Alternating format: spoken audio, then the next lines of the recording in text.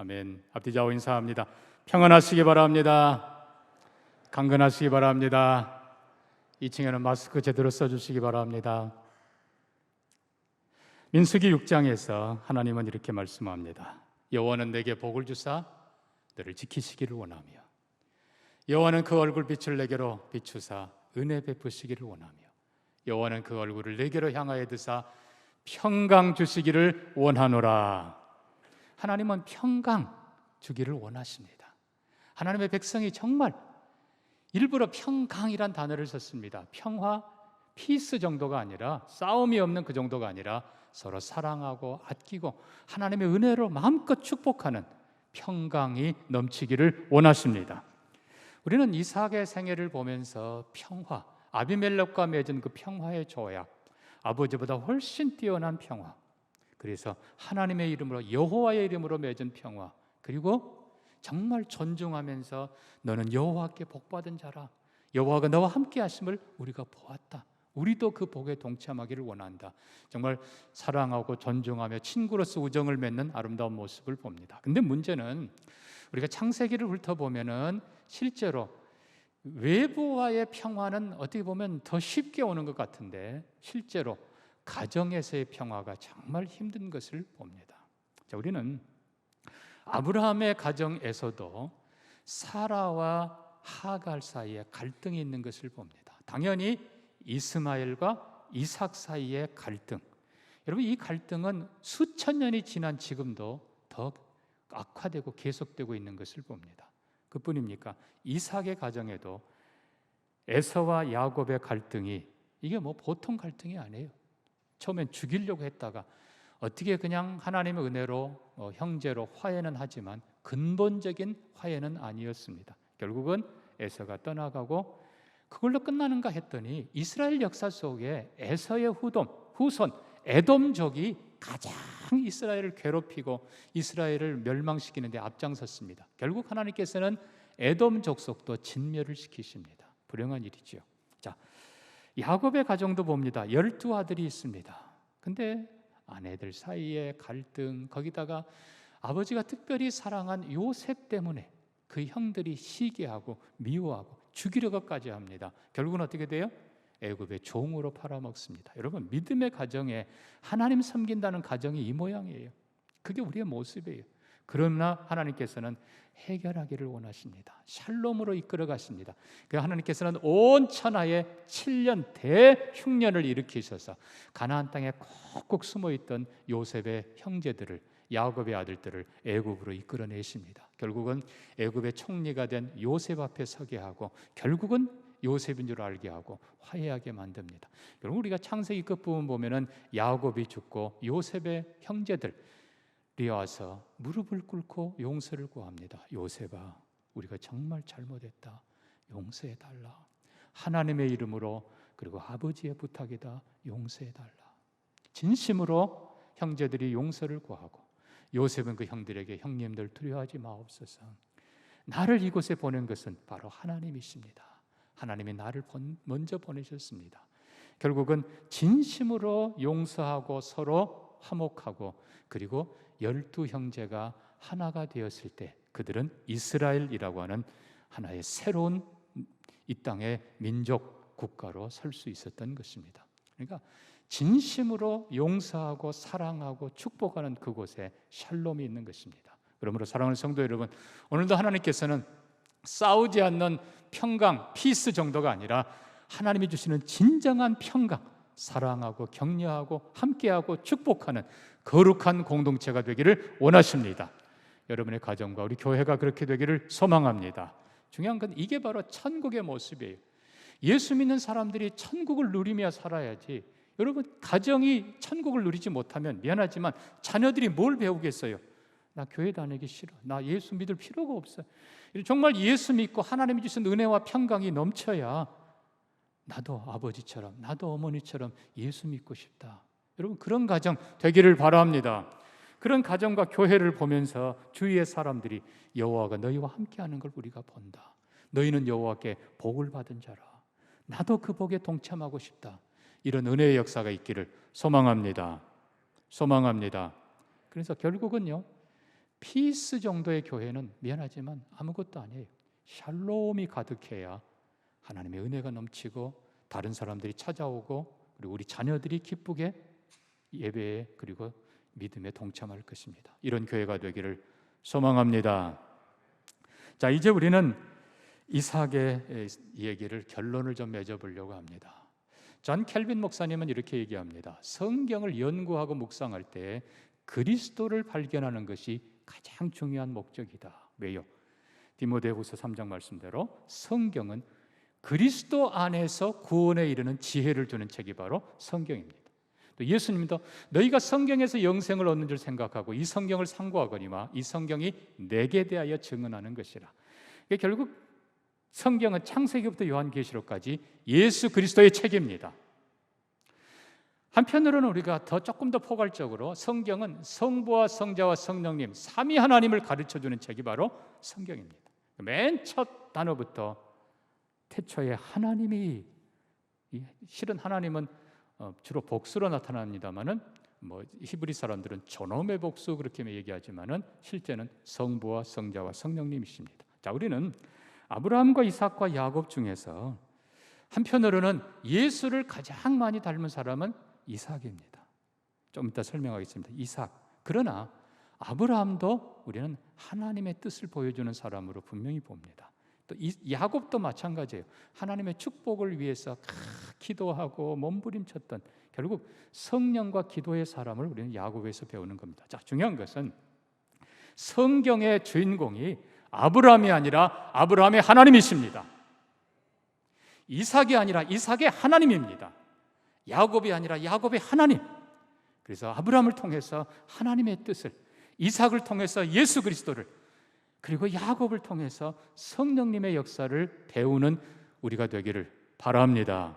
그것이 성경을 바로 아는 거예요. 그렇지 않으면 사람들의 얘기, 윤리 얘기로 끝나는 거예요. 주인공은 하나님이십니다. 자, 그래서 우리가 먼저 이삭을 통해 배우는 건, 이삭이 아버지와 그리고 그 아들 야곱 가운데서 이삭이 가장 예수 닮은 사람이라. 먼저는 이삭이 아버지의 외아들입니다. 물론 약속의 외아들입니다. 사라를 통해서. 그 외아들 마찬가지로 예수 그리스도가 하나님의 독생자이십니다. 이삭의 온유와 그리고 순종과 이 모든 섬김의 모습이 예수 그리스도의 모습과 그대로 닮습니다. 또 이삭의 평화의 모습이 예수 그리스도의 평화의 모습과 닮습니다. 이삭이 그의 아버지 제단 위에 자기 자신을 드렸던 번제물로 드린 그 희생과 헌신의 모습이 십자가 위에서 자기를 온전히 드린 예수 그리스도의 모습 그대로입니다. 여러분, 이삭을 통해서 예수를 보기를 주의 이름으로 축복합니다.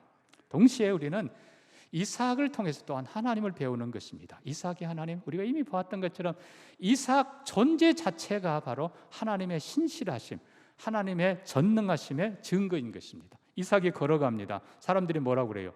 제가 아브라함 아들이래. 아브라함 몇 살에? 또 잊어버렸어요? 100살에 준 아들이래. 그의 어머니 사라가 90세에 낳았대. 성경에 이미 약속한 대로 하나님이 그렇게 하셨대. 여러분, 이삭 자체가 하나님의 신실하심, 하나님의 전능하심, 하나님의 선하심의 증거입니다. 여러분과 여러분 자녀들이 그런 증거가 되기를 축복합니다. 뿐만 아니라 이삭, 하나님께서 이삭의 결혼 문제에 얼마나 관심을 갖고 계신지 몰라요. 창세기 26장에 긴 68절인가요? 긴 절에 걸쳐서 이삭의 결혼에 관심을 갖습니다. 여러분, 중요한 건 에서는 지 마음대로 결혼하고 결국은 희한한 이상한 가정으로 흩어져 버립니다. 그러나 여러분, 이삭과 리브가의 그 가정을 보면서 기도하는 가정, 그리고 순수한 아내, 그리고 믿음의 여인, 여러분, 이 모든 것들을 하나님께서 정말 관심 갖고 계시고 그런 남편 아내 실제로 만나게 하시고 가장 행복한 생을 살게 하십니다. 여러분과 여러분 자녀 가정이 그렇게 되기를 축복합니다. 그래서 특별히 여러분 자녀의 결혼을 위해서 많이 기도해야 됩니다. 지 마음대로 지가 원하는 사람, 에서 같은 사람, 그런 여자들 데려면 어떡하겠어요? 그런 남편 여러분 안 돼요. 하나님의 백성들은 정말 믿음의 가정, 순수한 가정, 하나님이 기뻐하시는 축복의 가정 세우기를 주의 이름으로 축복합니다. 또 우물 파는 모든 과정을 통해서 어떻게 아브라함이 팠던 우물 이삭이 파고 나중에는 심지어 브엘세바 언덕에서 우물을 팠는데도 물이 나오더라. 하나님께서 뭘 가르쳐 주세요? 그 물 그게 아니고 생수의 근원이 하나님이시라는 걸 보여주십니다. 생수의 근원 하나님이 뿐만 아니라 이삭이 흉년된 그때에 그곳에서 순종하여 농사지어 100배를 얻었더라. 하나님의 복을 주심에 거부가 되었더라. 하나님의 축복하는 하나님이십니다. 하나님께 순종하고 축복하면서 이 땅에서도 하나님의 영광을 펼치며 사시기를 주의 이름으로 축복합니다. 그러나 우리는 이삭을 보면서 이삭의 실수와 연약함 속에 또 하나님의 모습을 발견합니다. 이게 참 좀 특이한 부분이에요. 분명히 한편 생각하면 이삭의 실수고 연약함이고 잘못된 부분이에요. 그럼에도 불구하고 그것을 통해 하나님의 모습을 우리에게 보여주십니다. 그 첫째가 지난번에 말씀한 편애라는 것입니다. 편애. 자, 이삭은 큰아들 에서를 좋아했습니다. 호남하고 말 타고 뛰어다니고 짐승 잡아오고 별미를 만들고.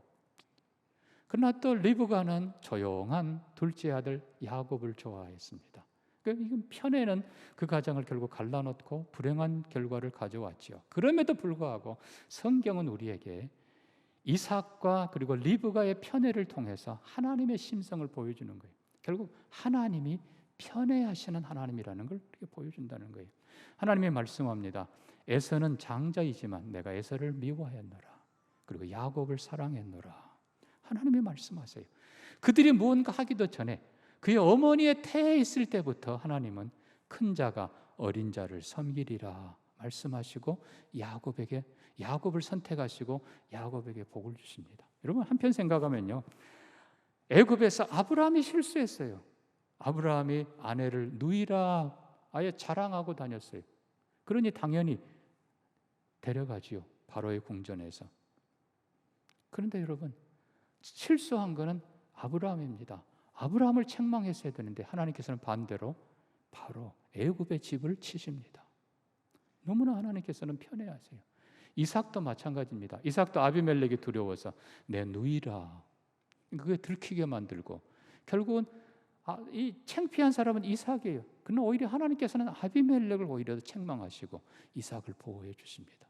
하나님의 편애를 보는 겁니다. 사랑하는 성도 여러분, 그렇습니다. 하나님은 지금도 편애하는 분이십니다. 일방적인, 좋게 표현해서 일방적인 은혜, 조건 없는 사랑. 그러나 또 다른 편으로 해석하면요, 지독한 편애입니다. 여러분, 정말 하나님이 우리를 그렇게 사랑하셨어요. 그래서 하나님이 수많은 사람 가운데 저와 여러분을 선택하시고 내가 너를 사랑하노라, 하나님께서 한없는 사랑을 부어주셨습니다. 그래서 이 하나님의 편애를, 하나님의 일방적인 사랑을, 은혜를 받은 자는 하나님 왜 저를 이렇게 사랑하세요? 하나님 왜 저한테 이렇게 특별한 은혜를 주세요? 우리 하나님이 그런 분이에요. 왜? 그냥 우리를 사랑하시니까. 그러나 우리가 훗날 돌아보니까 그럴 만한 이유가 있었더라. 결국 에서는 아버지의 소유를 탐내서 아버지 것 다 받아서 먼 길을 떠나버렸지만, 야곱은 아버지의 소유가 아니라 하나님을 찾던 사람, 하나님의 얼굴을 구한 사람, 그가 바로 야곱이.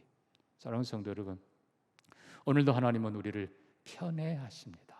내가 너만 사랑했다. 내가 특별히 너를 사랑한다. 우리가 어떻게 해야 돼요? 하나님, 저도 하나님 사랑합니다 라고 고백하는 다윗처럼 살 수 있기를 바랍니다. 하나님 왜 저를 이렇게 사랑하세요? 베드로가 고백하처럼 주님, 내가 주님 사랑하는 걸 주께서 하십니다. 사실 돌아보면 우리는 다 편애자들이에요. 저는 우리 아이가 뭔가 요청할 때는 목소리가 싹 바뀌는 걸 알고 있어요. 뭔가가 달라요. 한편으로는 긴장합니다. 그러나 기다려줘요. 뭘 원할까? 아빠, 애도 하나인데 해주세요. 제가 할 수 있는 최선을 다해 해줍니다. 네, 여러분, 만약에 우리 애보다 더 예쁜 애가 더 상냥하게 나한테 와서 뭔가 해주세요. 내가 해주겠어요? 내가 왜 해줘요? 내 아이를 향한 나의 편애예요. 그렇습니다. 하나님께서는 예수 안에서 우리를 부르시고 예수 안에서 우리를 구원하시고 일방적인 사랑으로 부어주십니다. 내가 너만 사랑한다. 내가 너를 사랑한다. 우리가 할 수 있는 것은 주님, 저도 사랑합니다. 주님 고맙습니다. 주님의 그 일방적인 사랑, 일방적인 은혜를 누리시기를 축복합니다. 그게 하나님의 마음이에요. 자, 우리는 두 번째로 이삭의 연약함을 통해서 하나님을 배우는데, 자, 분명히 이삭은 에서를 축복하기를 원했습니다. 그래서 에서에게 일을 이렇게 해라. 결국은 이제 별미를 들고 들어오는데 에서가 아니라 결국 누구예요? 야곱입니다. 자, 우리가 22절 보면 야곱이 그 아버지 이삭에게 가까이 가니 이삭이 만지며 이르되 음성은 야곱의 음성이나 손은 에서의 손이로다. 여러분, 이삭이 비록 눈이 어둡지만 이삭이 바본가요?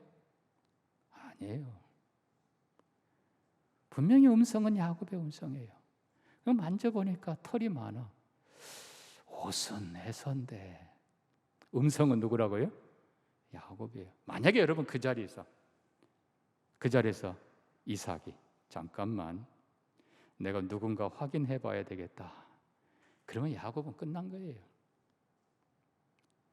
분명히 음성은 야곱인데 이삭은요 그 야곱을 에서라고 봐준 것입니다. 그래서 정확하게 말하면 하나님이, 아니 이삭이 속아준 것입니다. 야곱에게. 이게 바로 우리의 모습이에요. 자, 에서의 옷. 여러분 이 부분을 잘 생각해 보시기 바랍니다. 에덴 동산에서 아담과 하와가 범죄합니다. 부끄러움을 가리기 위해서 무화과 잎으로 가립니다. 범죄한 그들은 에덴 동산에 살 수 없기에 하나님 그들을 내어쫓습니다. 그러나 에덴 동산 내쫓기면 그곳에는 척박한 곳이요 낮의 더위와 밤의 추위를 그들이 어떻게 견딜까? 하나님이 양을 죽여 그 가죽을 벗겨서 아담과 하와에게 가죽 옷을 입혀 주십니다. 따뜻할 뿐만 아니라 그들의 부끄러움을 가리기 위해서 가죽 옷을 지어 입히시니라. 여러분 그 하나님이, 자, 우리가 야곱 같은 우리, 때로는 욕심 부리고 때로는 속이기도 하고 때로는 이래저래, 하여튼 야곱 같은 우리지만 우리가 하나님 앞에 하나님의 진짜 아들 예수 그리스도의 의의 옷을 입고 나아갈 때 하나님께서는 우리를 하나님의 아들로 봐주신다는 것입니다. 속아주시는 하나님. 그래서 갈라디아서 3장 27절에 이렇게 썼습니다. 누구든지 그리스도와 합하여 세례를 받은 자는 그리스도로 옷 입었느니라. 우리가 예수를 믿을 때 하나님께서는 예수 그리스도의 의의 옷을 벗겨 우리에게 입혀주십니다. 우리의 모든 허물과 우리의 모든 욕심과 우리의 모든 것들을 예수의 옷으로 덮어주십니다. 그리고 하나님이 우리를 내려다보실 때는 분명히 음성은 야곱이, 분명히 우리의 모습이, 그러나 하나님께서는 우리를 그대로 보지 않고 우리를 덮고 있는 예수의 의의 옷, 예수의 거룩한 옷, 예수의 그 아름다운 옷으로 그 향취를 받으시면서 음성은 야곱이지만 내가 너를 내 아들로 삼는다. 하나님의 아들로 우리를 봐주시는 것입니다. 우리가 예수의 의의 옷을 그리스도로 옷 입을 때 그리스도의 신분이, 그리스도의 거룩이, 그리스도의 공로가, 예수 그리스도의 모든 것, 그것이 우리를 감싸고 그 안에 우리가 허물과 연약함과 모든 것이 부끄러운 것밖에 없지만 그리스도의 의로 덮으신 아들의 옷을 벗겨 우리에게 입혀주시는 그 하나님이 우리를 아들로 봐주시는 것입니다. 너는 거룩하다, 너는 내 아들이라. 깨끗한 세마포 옷으로 우리를 감싸주시는 것입니다. 그게 우리 찬양대 모습이고 그게 또 목사가 입는 가운의 모습이고 그렇습니다. 사랑하는 성도 여러분, 중요한 것은요, 내 의 아무리 수고하고 애써도 그것은 하나님 앞에 아무것도 아니라는 거예요. 결국 우리가 천국 문 앞에 섰을 때에 하나님, 내가 수십 년 동안 이렇게 했는데요, 내가 뭐 이렇게 했는데요, 그거 아무 소용없는 거예요. 그것은 천국 들어가서 상급 받을지는 몰라도 천국 들어가는 자체의 조건은 안 되는 것입니다. 천국 들어가는 유일한 길은 예수 그리스도의 옷을 입는 것입니다. 예수 그리스도의 의의 옷, 예수 그리스도의 하얀 그 세마포 흰 옷, 예수 그리스도의 공로만이, 그것이 우리를 덮을 때만이 우리를 하나님의 자녀 되게 하고, 우리를 거룩한 백성 되게 하고, 우리를 하나님이 자녀로 봐주시는 것입니다. 속아주시는 그 하나님. 사랑하는 성도 여러분, 그러므로 우리는 일생 동안 내 자랑할 거 아무것도 없습니다. 예수님 그의 옷을 입고, 예수님 그의 사랑을 힘입어, 예수 그 안에서 예수와 함께 이 세상을 걸어가고, 결국은 우리 안에 야곱의 냄새는 사라지고 우리가 점점 예수의 사람들이 되어가고, 마지막 결국 하나님 나라에도 예수의 사람으로 들어가게 될 것입니다.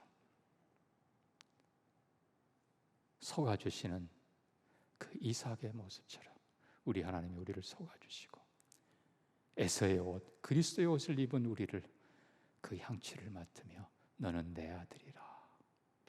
이 은혜가 여러분의 것이 되기를 주의 이름으로 축복합니다. 마지막 세 번째로, 이삭은 에서에게 별미를 요청합니다. 내가 특별한 별미를 먹고 싶다. 왜요? 내가 기쁘게 먹고 내 마음껏 내게 축복하기를 원한다. 이게 아버지의 마음이, 특별한 별미. 그렇습니다. 하나님께서는 아브라함에게, 물론 일상의 번제를 드리며 하나님 앞에 믿음으로 살던 아브라함이지만, 아브라함아, 네 아들, 네 사랑하는 독자 이삭을 내게 번제로 바치라. 하나님께서는 특별한 요구를 하십니다. 아브라함은 예, 하나님, 아픈 마음이지만 이삭을 하나님께 올려드립니다. 하나님께서 그 마음을 보시고 정말 이삭을 죽이셨습니까? 아니에요. 여러분, 창세기 22장을 다시 보면 하나님이 감복하십니다. 아브라함아, 내가 이제야 네가 나를 진정으로 섬기는 것을 내가 알겠다. 그리고 하나님께서 축복하십니다. 여러분, 여기 이삭이 에서에게 내 마음껏 축복하게 하라. 이 마음껏이라는 말은 말 그대로 원 없이 완전한 복, 영원한 복, 최고의 복을 너에게 주기를 원하노라. 그게 하나님 마음이. 그래서 아들 이삭을 하나님 앞에 특별한 마음으로 제사를 드린 아브라함에게 하나님께서 하늘과 땅의 복으로 자손 대대로 영원한 복을 부어 주십니다. 다윗이 하나님의 특별한 사랑을 입고, 하나님, 제가 하나님께 성전을 봉헌하기를 원합니다. 그동안에 그가 주위에 있는 모든 나라들을 정복하면서 그들로부터 받았던 모든 금, 은, 보화들 다 하나님께 올려드리면서 하나님께 성전을 봉헌하려 했을 때, 물론 하나님께서는 네 아들 솔로몬이 하리라 하셨지만 하나님이 약속하십니다. 다윗아, 네 자손이 대대로 왕위에 있으리라. 내가 지켜주리라. 결국 솔로몬을 통해 하나님께서는 성전을 봉헌하게 하시고, 솔로몬 범죄했지만 지켜주시고, 므낫세 그 악한 왕이지만 하나님께서 회복시켜주시고, 요시야 요아스 7살 8살짜리 왕이지만 하나님께서 지켜주시고, 훗날 예수 그리스도를 통해서 그 약속을 이루어 주십니다. 여러분, 하나님께서 특별한 별미를 원하시는 것은 이상한 일 때문이 아니고 복 주시기 위한 것입니다. 특별한 복을 내가 주기를 원한다. 그래서 하나님께서는 때때로 그걸 원하세요. 사랑하는 성도 여러분, 저는 우리 교회에서도 정말 여러분들이 하나님 앞에 이렇게 특별한 헌신을 할 수 있기를 바랍니다. 하나님께서 마음껏 축복하기 위해서 그런 마음을 주시는 거예요. 그게 어떻게 보면 건축 헌금이에요. 우리가 성실하게 11조 드리면서 일반 헌금 드리면서 삽니다. 그러나 하나님께서 특별한 경우에 별미를 원하시고 특별한 헌신을 원하십니다. 왜요? 정말 한없는 복을 마음껏 복 주시기 위해서 그러십니다. 마리아가 300데나리온에 해당되는 그 비싼 향유, 그거를 깨뜨려서 예수님께 부어드립니다. 여러분, 한 데나리온은 성인 하루 품삯입니다. 얼마나 비싼 건지 주위의 사람들이 비난합니다. 낭비 아니냐. 그러나 예수님 말씀합니다. 가만두어라. 저가 나의 장례를 위하여 한 것이니라. 어디든지 복음이 전파되는 곳에 이 여인의 행한 일도 전파되리라. 되리라. 여러분, 여러분이 꼭 우리 한국 선교의 기초를 놓은 언더우드 선교사를 기억할 때는 그의 형님도 꼭 기억해 주시기를 바랍니다. 호레이스 언더우드 가문의 막내 아들이, 막내 동생이 조선, 알려지지도 않은 그 나라의 선교사로 헌신했을 때에 그의 형 존 언더우드가 동생, 내가 힘을 다해 너를 도와줄 테니까 열심히 해봐. 기록에 보면요, 이 존 언더우드, 결론으로 얘기하면 언더우드 타자기를 만들었던 그 회사입니다. 원래는 그 전에 바그너라는 사람이 타자기를 만들었는데 이게 앞으로 꼭 필요하다 생각해서 조그만 회사를 운영하던 언더우드가 그걸 인수합니다. 그리고는 그거를 개발을 해서 1900년에 언더우드 타자기 5번째 작품을 내놓는데 이 작품이 히트를 칩니다. 이 형님 언더우드, 존 언더우드가 동생이 요청한 것은 한 번도 거절하지 않고, 형님 5천 불이 필요해요. 기꺼이 보냅니다. 5만 불이 필요해요. 보냅니다. 10만 불이 필요해요. 보냅니다. 여러분, 그때 당시 10만 불, 우리는 현재는 좀 1억 좀 넘습니다만 그때로 치면 여러분 20배가 넘는다고 생각하셔야 돼요. 그 어마어마한 거를 사랑하는 동생이 조선이라는 나라를 선교하는데 아낌없이 쓰도록 기도하며 후원을 합니다. 여러분, 언더우드 타자기, 이 5번째 타자기가 20년 동안에 500만 대가 팔립니다. 놀라지도 않네. 어마어마한 겁니다. 사랑하는 동생을 위해서 선교하는데 최선을 다해 돕기로 하나님 앞에 헌신하고 일했을 때 하나님께서 놀라운 복을 주십니다. 그렇습니다. 오늘도 하나님 앞에 특별한 헌신이 있는 여러분 되기를 바랍니다. 좀 한국은 참 이게 약해요. 미국 역사 보면요, 이렇게 헌신한 분들이 얼마나 많은지 몰라요. 역시 세계 선교를 이끌어가는 사람들이고 세계를 이끌어가는 사람들이, 하나님께서는 지금도 별미 특별한 걸 원하세요. 왜? 내 마음껏 내게 복을 주리라. 한국 교회에, 우리 교회에 이런 새로운 은혜의 역사가, 축복의 역사가 펼쳐지기를 소망합니다.